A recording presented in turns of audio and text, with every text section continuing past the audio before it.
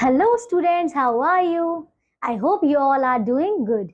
Today we are going to start our chapter number 43 and that's name is Energy for Us. ठीक है, तो देखिए इस chapter में हम पढ़ने वाले हैं टाइप्स ऑफ एनर्जीज के बारे में. ओके, सो आपको पता है कि हमारे डेली लाइफ में कितनी टाइप्स की एनर्जी यूज होती है ना. जैसे कि हम जो घरों में यूज करते हैं लाइक कुकिंग के लिए, वो भी एक एनर्जी है, या फिर जो हमारे घरों में जैसे इलेक्ट्रिसिटी है वो भी एक टाइप की एनर्जी है ना.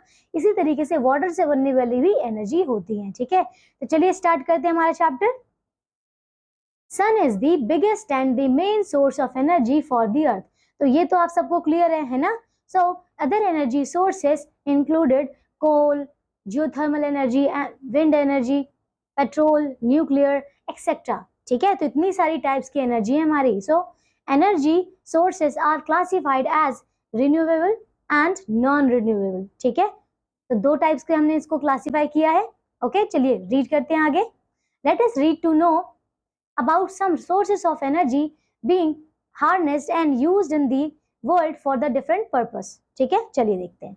तो फर्स्ट है हमारा न्यूक्लियर एनर्जी. ठीक है, as you can see in this picture, क्या है यहाँ पे, न्यूक्लियर एनर्जी है. ठीक है, देखिए क्या है, nuclear energy was developed in the 20th century. In this uranium is hit with neutrons which split and give out lots of heat. तो देखिए इसमें क्या हो रहा है, यूरेनियम को हिट किया जाता है किसके साथ, न्यूट्रॉन्स के साथ में.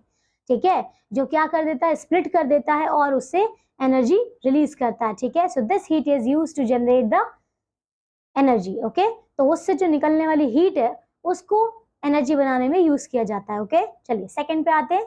Natural gas. Natural gas is formed under the earth surface in the form of bubbles. Okay, तो ये हमारे अर्थ की सरफेस के अंदर बनता है. It also has to be drilled and piped out to be used as a source of energy.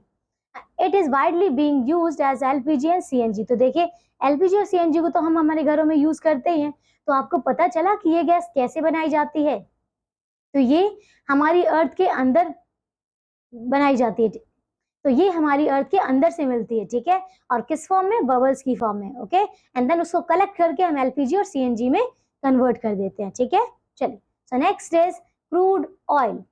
Crude oil is found deep within the earth and has to be drilled and piped out refineries where it is refined and converted into petrol, gasoline and और diesel. तो देखिए क्या बता रहे हैं कि इसमें जो क्रूड ऑयल है वो भी हमें अंडरग्राउंड से ही मिलता है. ठीक है, डेप्थ में जाके उससे जब हम उसको ड्रिल आउट करते हैं, मतलब बाहर निकालते हैं, उसको और ज्यादा रिफाइन करते हैं, वो करने के बाद हम उसको पेट्रोल में, गैसोलीन में और डीजल में कन्वर्ट करते हैं. ठीक है, so it is the most commonly used source of fuel which gives approximately 40% of the supply of world's energy. तो क्लियर हुआ. देखिए अभी तक हम जो यूज करते आ रहे थे वो पेट्रोल, डीजल, यही सब तो था. ये जो सीएनजी है ये तो हमने, ये क्योंकि लेस पॉल्यूटेड है ना, तो इस वजह से हमने अब इसका इस्तेमाल करना स्टार्ट किया है. ठीक है, लेकिन इससे पहले तो हम पेट्रोल, डीजल यही सब यूज करते आ रहे थे, है ना. Okay, so the next is coal. Hard rock made carbon is the second most important source of energy. देख सकते हैं आप in this picture, क्या है यहाँ पे, ये कोल है. ठीक है, हार्ड रॉक की फॉर्म में मिल सकता है. ठीक है, कार्बन होगा.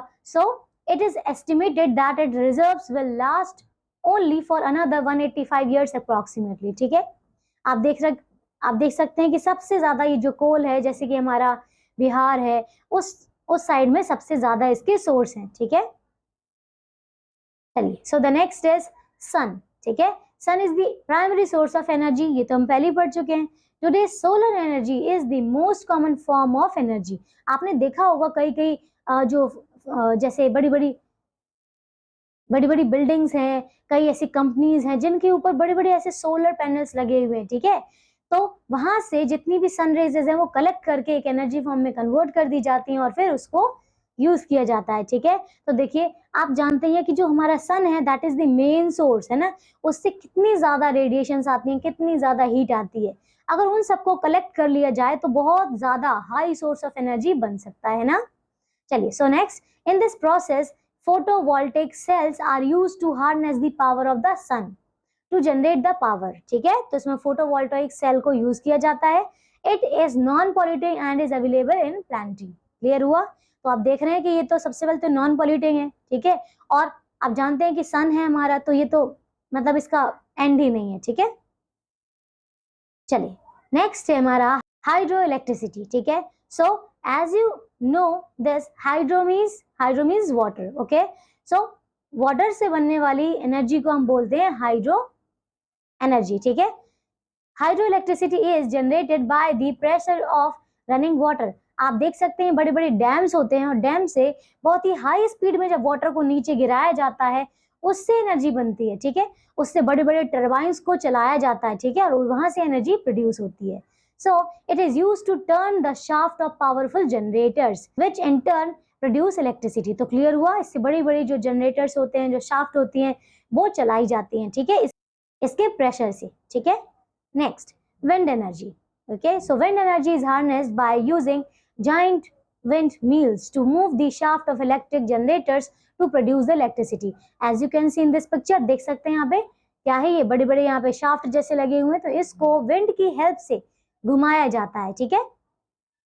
Now it is environment friendly and abundantly available. तो ये भी क्लियर है ना, एनवायरमेंटली फ्रेंडली है और दूसरा क्या है, अबंडेंटली अवेलेबल भी है, ठीक है।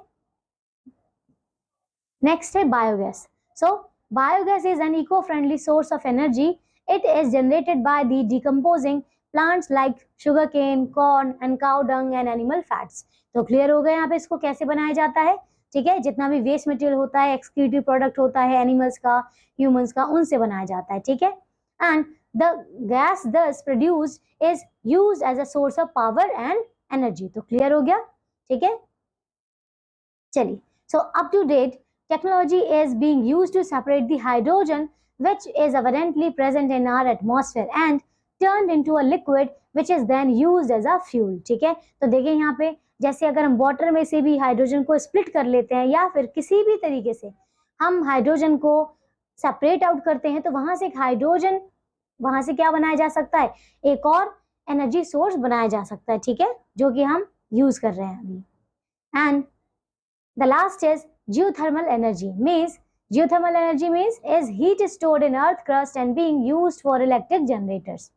The heat trapped in the depth of the earth is harnessed from volcanoes, hot springs and geysers. ठीक है, तो आप देख रहे हैं यहाँ पे जो भी हमारी अर्थ की एनर्जी निकलती है उसको कैसे ट्रैप किया जाता है, उसको जैसे वॉल्केनोज आपने देखे हैं, है ना, ऐसी हॉट स्प्रिंग्स होते हैं या फिर गीजर्स होते हैं, तो वो सब इनसे, ठीक है, ये हमारी सारी geothermal energy के source है, okay, and this heat is used to generate the power, okay.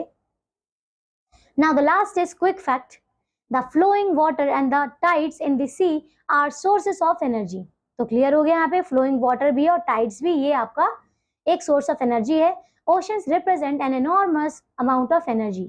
So ocean energy is mostly exploited by the few technologies. देखिए कौन कौन सी टेक्नोलॉजीज यहाँ पे हैं, जैसे कि wave, tidal current energy and ocean thermal energy. तो मतलब इतने टाइप्स की एनर्जी यहाँ से बनाई जा सकती है, ठीक है। तो चलिए ये चैप्टर हमारा यही फिनिश होता है। आई होप आप सबको चैप्टर अच्छा लगा होगा, अच्छे से समझ में आया होगा। तो देखिए कितनी टाइप्स की एनर्जी हैं, ये सारी एनर्जीज के बारे में आप लोग और रिसर्च कीजिए और देखिए कि इनको कैसे बनाया जाता है, कहाँ पर इनके मेन डिपार्टमेंट हैं, ठीक है, कौन सा इनका कॉलेज है, जो भी चीज़ है, ओके। तो चलिए अब हम मिलेंगे एक न्यू क्लास में न्यू चैप्टर के साथ। Till then take care all of you, bye.